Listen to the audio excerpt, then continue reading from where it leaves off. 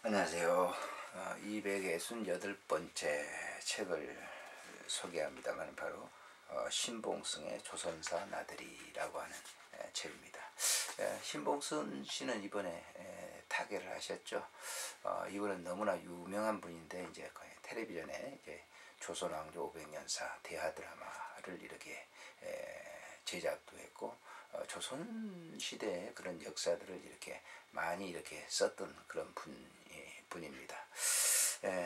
그분이 이제 이 책을 쓰면, 이 책은 좀 한 20년 전에 나온 책이거든요. 근데 이 책을 쓰면서 당시에 이제 그 전두환 대통령, 노태우 대통령 이런 대통령들의 불행한 그런 일들을 보면서 그런 것들이 이제 역사적 이 조선사 시대에 나오는 그런 역사를 고찰하지 않고 읽지 않고 보지 않고 하는 그런 것들 때문에 나온 그 결과다 이렇게 하면서 머릿말에 그런 이렇게 얘기를 합니다. 6사람의 대통령이라고 그러니까 머릿말로 대신하고 있는 거예요. 조선사 이 나들이를 하면서 이런 그 조선시대 이런 일들만 이렇게 좀 돌아보았다고 하면 그런 비운의 결과는 하지 않았을 텐데 라고 하는 그런 뜻으로 이제 썼는데요. 두 전직 대통령 구속 수감되는 광경을 지켜보면서 참 바보 같은 사람들이 모여 사는 나라에서 나도 바보같이 살았구나 하는 참담한 심정에 젖어들다가도 불에 얼굴을 붉히게 되는 때가 많다.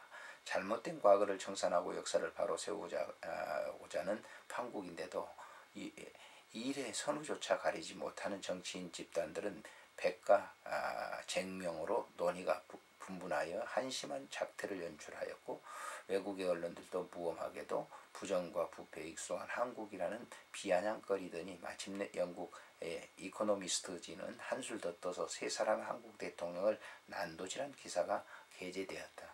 한 사람은 도살자여, 한 사람은 도둑이며 한 사람은 법 위에 군림하였다. 물론 한국인들의 정서를 빗대어 썼노라는 기사지만 참으로 고얀 일이 아닐 수 없다.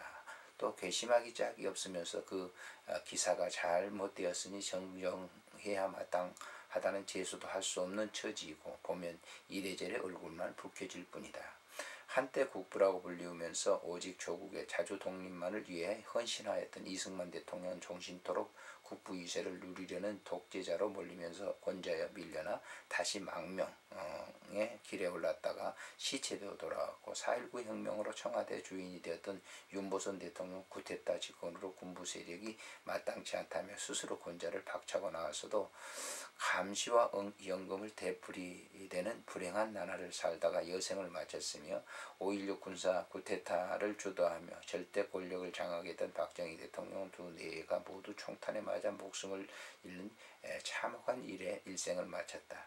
또 분에 넘치게도 대통령 자리를 승계하였던 최규하 대통령은 국가를 보위해야 하는 대통령의 고유의 권한의 임무를 내동댕이 쳤으면서도 여전히 그 사유를 바뀌지 않는 것은 전직 대통령의 증언에 응하는 악례를 남기지 않는 것이라는 어린아이만 또 못한 역사 인식으로 일관하고 있으며 12.12와 5.17 같은 또 다른 쿠데타로 정권을 장악했던 전두환 대통령은 누릴 수 있는 모든 영화를 누리다가 백담사에 유배되었고 그 후 또다시 구속 수감되어서 어처구니없게도 오공정통성을 수호한다는 구실로 구치소에서 단식을 하는 어리광을 피우고 있으며 그에게 유배형을 내릴 수밖에 없을 만큼 현실 정치의 냉엄함을 몸소 체험하였으면서도 그와 유사한 방법으로 부정축제를 되풀이한 정말 못난 노태우 대통령은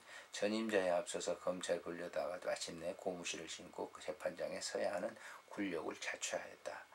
6차례 공화국을 배출한 대통령들이 몰골이 이 지경이 되기까지 같은 시대에 숨쉬며 살아있던 우리는 진정 무엇을 하고 있었는지 깊이 반성해 보아야 한다. 또 우리를 지켜본 세계 이목들이 우리의 역사인식을 의심하고 질타한다 해도 변명의 여지가 없을 것이며 역사는 그런 지식인들의 요약하고 이중적인 모습을 소상히 적어서 후일의 일을 경계해야 할 것이 분명하다.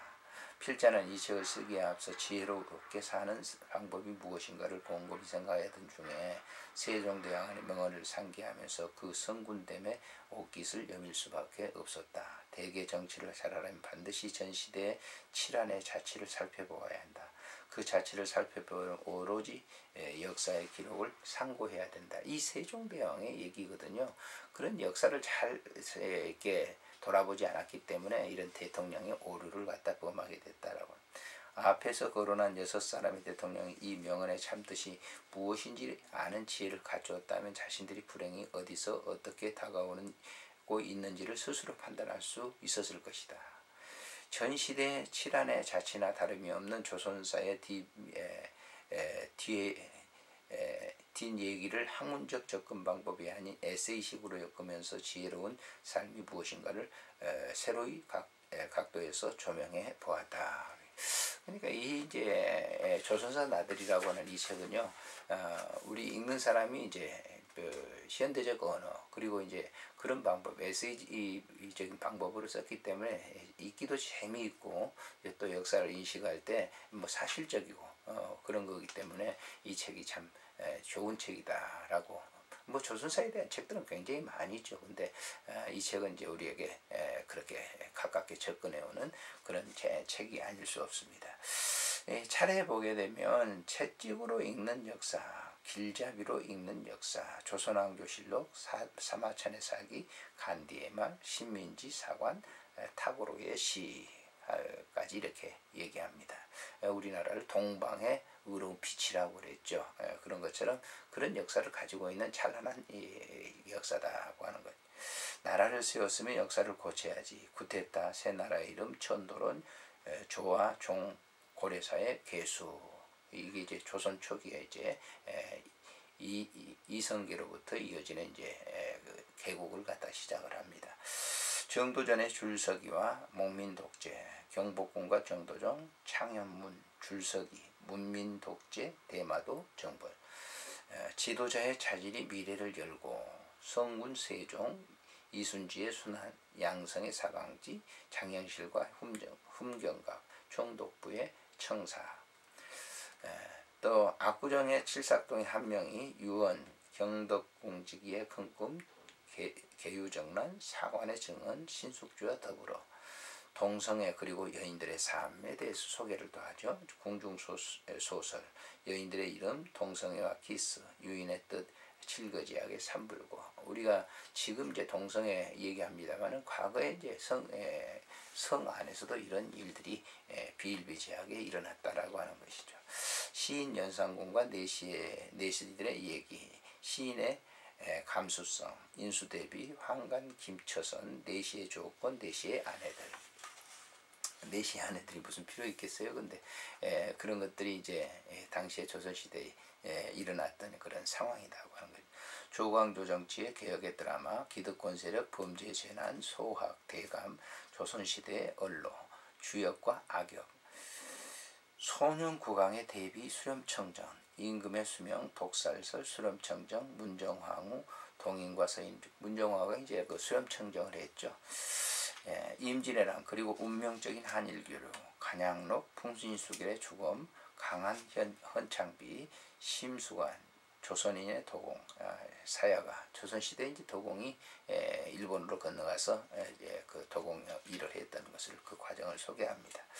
성공한 문학인도, 실패한 정치인도, 신동, 김시습, 정시인 정철, 교산 허균, 난설헌의 사만, 왕조실록의 하자, 심양에 돌아온 환양녀, 삼전도비의 도비, 사막사의 기계, 조성관, 최명길과 김상은, 환양녀, 또 찬란한 여명, 그리고 성각자들의 고독, 백이정성, 조선국 포교일지, 이동인의 밀항, 사토 페이퍼, 김옥균의 암살, 그리고 이제 마지막으로 명성황후 시해, 그 여우사냥의 비밀, 불행한 출발, 이모군란, 대원군의 탐욕, 여우사냥의 비밀, 그리고 에필로그를 맨 뒤에 적었습니다. 그러니까 이거는 이제 그 왕조 시대의 그 2조 왕조 시대 때 군대국때 일어났던 이 사화라든지 이런 것들을 이렇게 소개를 하면서 이제 역사적인 고찰을 이렇게 했다라고 하는 점에서 좋은 책이고요. 또 우리가 이제 쉽게 이렇게 접근할 수 있도록 당시대 그 굵직굵직한 역사를 기록했다라고 하는 점에서 이 책이 읽을 만한 가치가 있다라고 하는 것이죠. 안녕히 계십시오.